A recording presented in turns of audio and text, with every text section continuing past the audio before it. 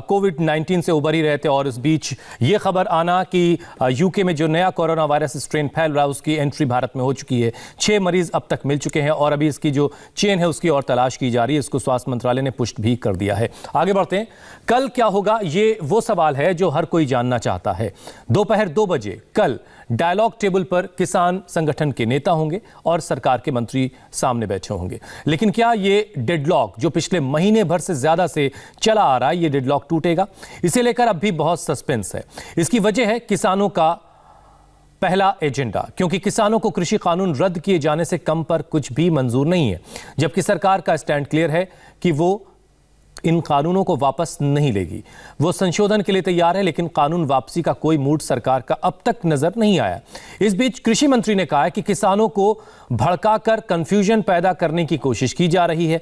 ऐसे में कयास लगाए जा रहे हैं कि क्या पिछले 5 राउंड की तरह छठे दौर की जो बातचीत है वो भी बेनतीजा होने जा रही है, या फिर इस बार सरकार और किसानों के बीच कोई ऐसा रास्ता निकल सकता है जिससे डेडलॉक खत्म होगा। कृषि कानून को लेकर अब तोड़फोड़ भी शुरू हो गई है। पंजाब में शहर शहर मोबाइल टावर तोड़े जा रहे हैं। दूसरी तरफ कल ही किसानों ने ट्रैक्टर मार्च का ऐलान कर रखा है।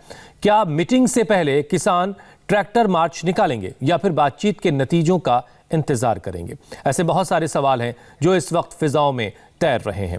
क्या बातचीत को फेल करने का प्लान पहले से तैयार कर लिया गया? ये सवाल इसलिए क्योंकि किसान संगठनों ने सरकार को जो एजेंडा भेजा है उसकी भाषा शर्तें देखकर ये कहा जा रहा है कि इसे बातचीत को डीरेल करने का प्लान प्रस्ताव भेजते समय ही बना लिया गया था।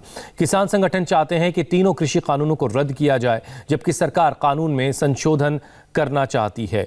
किसान संगठनों ने चिट्ठी में पूछा है कि कृषि कानून को रद्द करने का तरीका क्या होगा, जबकि सरकार ने साफ कहा है कि आपत्तियों पर सरकार बातचीत करने के लिए तैयार है। किसान संगठनों की चिट्ठी में एक बार फिर एमएसपी का जिक्र है और पूछा गया है कि एमएसपी पर कानून कब बनेगा, जबकि सरकार एमएसपी पर कानून न बनाकर लिखित गारंटी देने के मूड में है।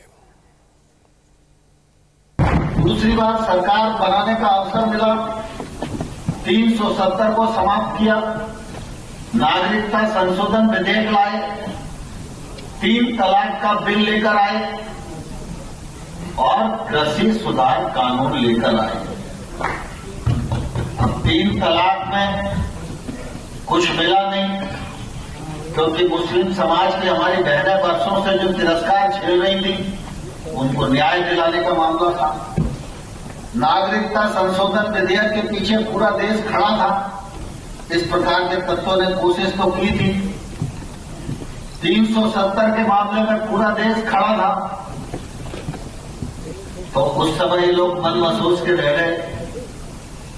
कृषि सुधार बिलों के विषय को लेकर पंजाब के राज्य में कंफ्यूजन हुआ और इस प्रकार के तत्वों को किसान का कंधा मिल गया। अब किसान का कंधा इस्तेमाल करके वह अपने मंसूबों को पूरे करने का एक असफल प्रयत्न कर रहे हैं। कृषि मंत्री नरेंद्र सिंह तोमर की बात सही है, क्योंकि इस बात के सबूत हैं कि लेफ्ट पार्टी बिल्कुल नहीं चाहती कि किसान आंदोलन खत्म हो। इसके लिए वामपंथी दल, उन तमाम संगठन और उनके नेता पूरी ताकत अपनी लगा रहे हैं। दिल्ली के तमाम बॉर्डर्स से लेकर राजस्थान के शाहजहांपुर बॉर्डर तक लेफ्ट पार्टियों के कार्यकर्ता आपको जमीन पर नजर आएंगे। दावा यह किया जा रहा है कि किसान ये आंदोलन कर रहे हैं, लेकिन सच ये है कि लेफ्ट पार्टीज के लोग हैं, लाल सलाम वाले लोग भी इसमें हैं। चारों तरफ इनके झंडे नजर आ रहे हैं। दिल्ली के बॉर्डर का हाल भी यही है। यहां भी वामपंथी संगठन प्रदर्शन कर रहे हैं और किसानों के बहाने मोदी विरोध का एजेंडा पूरा कर रहे हैं। मकसद साफ है कि किसानों को कंधा बनाकर इवेंट मैनेजमेंट की कोशिश हो रही है, राजनीति की जा रही है, मोदी सरकार के खिलाफ लोगों को भड़काने का काम हो रहा है।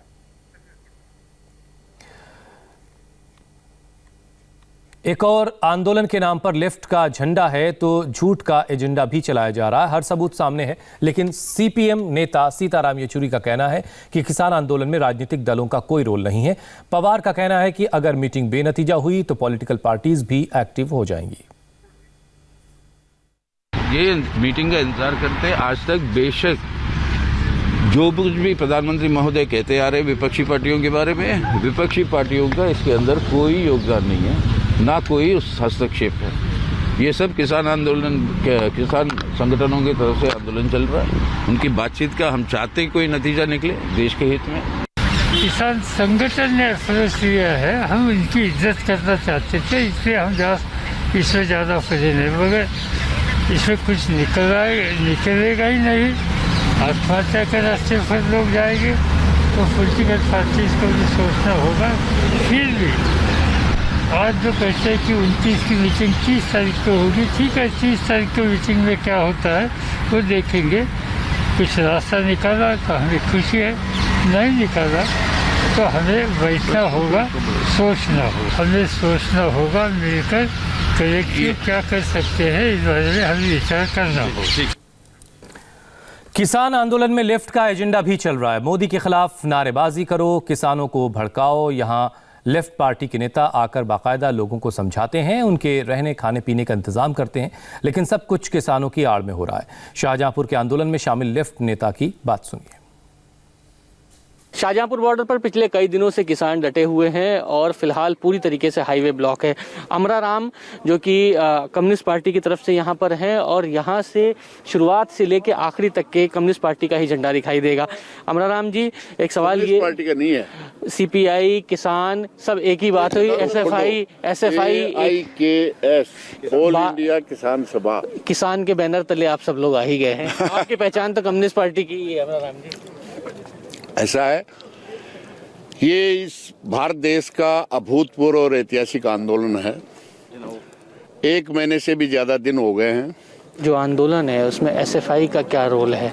निश्चित रूप से किसान मजदूर का बेटा ही 90% विद्यार्थी है। आपको पता है अमरा राम जी, पास के जितने भी किसान हैं यहाँ पर सब विरोध कर रहे हैं आपका, कि यहाँ का एक भी किसान यहाँ पर नहीं आया है और आपकी वजह से यहाँ के लोगों को दिक्कत हो रही है। कोई दिक्कत नहीं हो रही है। कोई ऐसा मिला होगा जो मोदी का चमचा होगा, बाकी कोई नहीं। पूरा गांव नहीं हो सकता ना भाई? नहीं, ऐसे लंका थी ना सोने की थी, उसमें भी डाल दी थी, उसमें भी विवक्षण था। इसलिए हम नहीं कहते कि सब के सब वो हैं, मोदी की जय बोलने वाले भी हैं।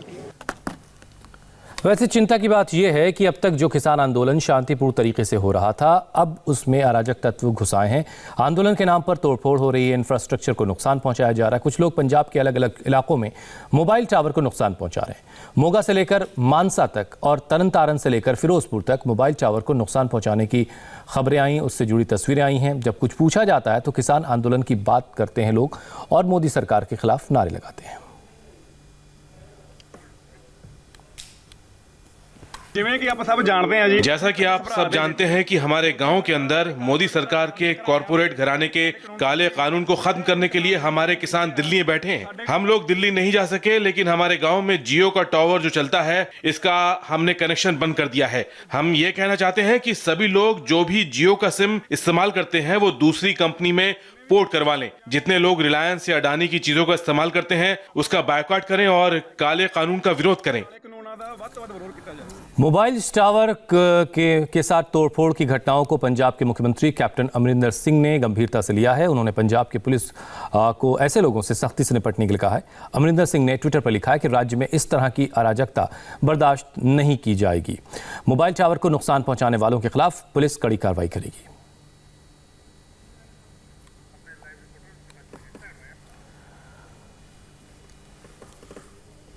तो अलग अलग शहरों से हमने आपको तस्वीरें दिखाई जहां पर मोबाइल टावर को नुकसान पहुंचाया गया है।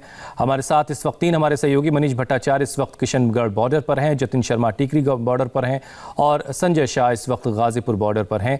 सबसे पहले ज़रा मनीष के पास चलते हैं। मनीष, क्या सूरत हाल है दिल्ली जयपुर बॉर्डर का, दिल्ली जयपुर हाईवे का? देखिए, अभी भी फिलहाल हाईवे बंद है। मैं आपको दिखाऊं, ये इस वक्त मैं हरियाणा की तरफ रेवाड़ी पुलिस का जो ये पूरा बैरिकेड आप देख रहे हैं यहाँ पर मौजूद है और पीछे आप देखिए ये तमाम किसान यहाँ पर बैठे हैं और ठीक वैसे ही लेफ्ट का झंडा भी आपको लहराता हुआ दिखाई देगा। कल अमरा राम जो कम्युनिस्ट पार्टी के विधायक हैं उनसे भी हमने बात की, तमाम लोगों से बातचीत हमने की है कि भाई यहाँ पर आखिरकार लेफ्ट के झंडे का क्या काम है, एसएफआई के झंडे का क्या काम है। अगर किसानों का आंदोलन है तो दलीलें अलग अलग दी गई, लेकिन यहाँ के आसपास के लोगों को बहुत ज्यादा दिक्कत है। और एक तस्वीर मैं आपको और दिखाऊं, ये यहाँ यहाँ पे केवल सर्विस लाइन यहाँ पर खोली गई है। आप देखिए, ये जो दिल्ली की तरफ से जो जयपुर जाने वाले लोग हैं वो सर्विस लाइन से जा रहे हैं और लगभग 25 से 30 किलोमीटर दूर घूम के रेवाड़ी की तरफ से जाना पड़ रहा है। दिक्कत आम लोगों को बहुत ज्यादा है, लेकिन फिलहाल ये हाईवे ऐसे तरीके से ही बंद है और अभी माना जा रहा है कि कांग्रेस के भी यहाँ पर नेता आएंगे। पूरी तरीके से किसान आंदोलन कहीं ना कहीं राजनीतिक आंदोलन के रूप में बदलता जा रहा है और दिक्कत आम जनता को बहुत ज्यादा हो रही है। हनुमान बेनीवाल पीछे कैंप लगाकर मौजूद हैं।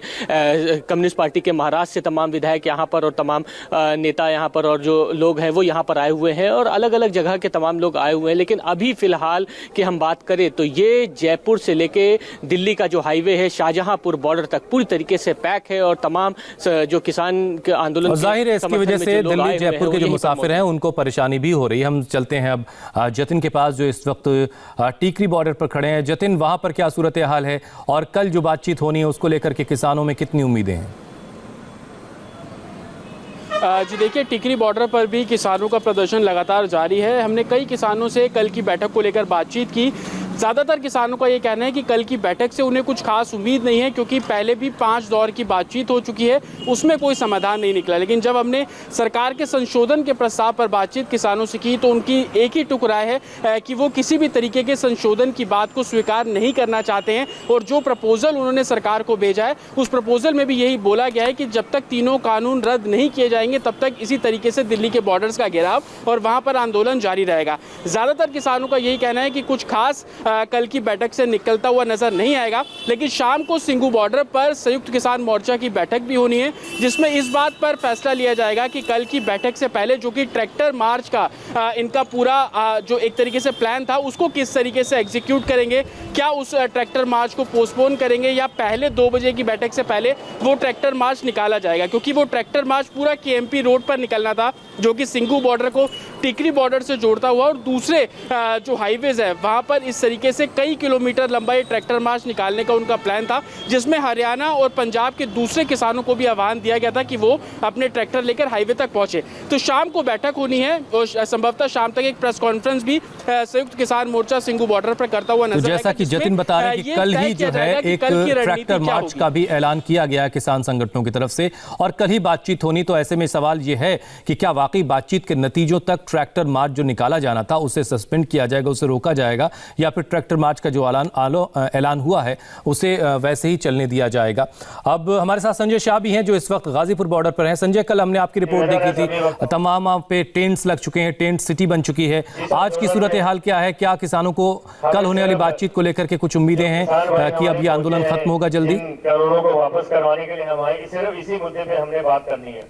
जी बिल्कुल हुसैन, मैं इस वक्त गाजीपुर बॉर्डर पर हूँ और गाजीपुर बॉर्डर पे जिस तरीके से 1 महीने से ज्यादा का समय गुजर गया है यहाँ पे किसानों के आंदोलन का, आज फिर ये पूरी तरीके से मंच सज रहा है। पीछे तस्वीरों में आप देख सकते हैं कि सामने मंच पर आज जो किसान भूख हड़ताल पर बैठने वाले हैं उठाया जा रहा है। इसके साथ ही जो दूसरा दिल्ली से आने का ट्रैफिक है, आज कोई डिस्टर्बेंस नहीं है, दिल्ली से आने का ट्रैफिक जारी है। बात करें अगर आंदोलन की रणनीति की, कल की बैठक को लेकर यहाँ पर अहम चर्चा आज होनी है और रणनीति तय की जानी है कि कल की बैठक के बाद की क्या रणनीति होगी। क्योंकि कल की बैठक से यहाँ के किसानों को बहुत ज्यादा कुछ उम्मीदें नहीं है। किसान साफ तौर पे कह रहे हैं कि जब तक तीनों बिल वापस नहीं होगा उससे पहले कोई समझौता होना नहीं है। इसलिए किसानों को लग रहा है कि कल की बैठक से कोई सार्थक निर्णय नहीं होना है। इसी बात को लेकर किसानों ने 1 जनवरी को यहाँ से ट्रैक्टर मार्च निकालने का ऐलान किया है। और चलिए इंतजार करते हैं। सरकार किसान कानूनों को वापस लेने के मूड में नहीं है और किसान जो हैं वो इसे रद्द किए जाने से कम कुछ मंजूर करने को तैयार नहीं है। ऐसे में कल होने वाली बातचीत कितनी कामयाब होगी ये कल ही हमें पता चलेगा। बहुत बहुत शुक्रिया आप सभी का हमारे साथ जुड़ने के लिए। एक छोटा सा ब्रेक लेंगे। ब्रेक के बाद संजय राउत की पत्नी की पेशी पर एक बड़ी खबर आ रही, पूरी डिटेल देंगे आपको ब्रेक के बाद। फौरन लौट रहे हैं।